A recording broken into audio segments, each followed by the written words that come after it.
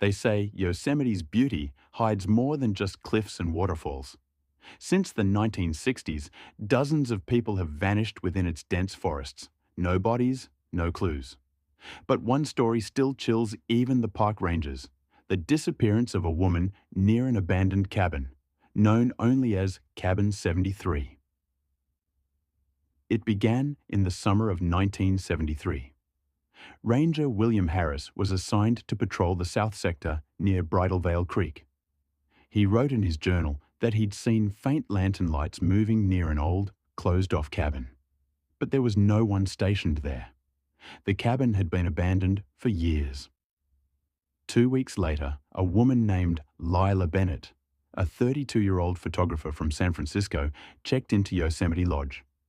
She told the clerk she wanted to capture the forgotten cabins before nature took them back. That was the last time anyone saw her alive. Days later, park rangers found Lila's car parked near a blocked trail. Her camera gear and maps were inside, untouched. A small campsite nearby still had her tent, half-zipped, sleeping bag neatly folded. No signs of struggle. Search and rescue teams scoured the area for 6 days. They found a set of footprints leading toward the dry creek. And then nothing. Just a torn piece of film showing half a photograph of a cabin door and something standing in the doorway. When rangers finally reached Cabin 73, the door was half open, a single chair overturned, and an old radio buzzing with static.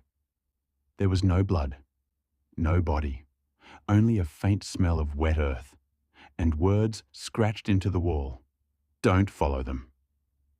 Months later, a maintenance worker found an old tape recorder labeled Cabin 73. It played for just 22 seconds before cutting off. You can hear breathing, tapping on wood, then a woman's voice whispering, "They're not from here."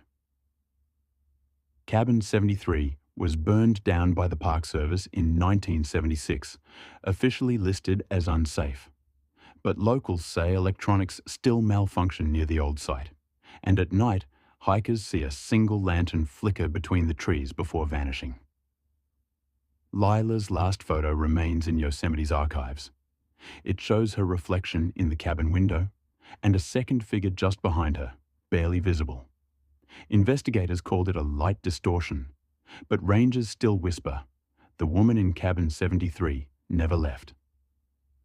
If you ever camp near Yosemite's South Trail and see a faint orange light through the fog, don't follow it.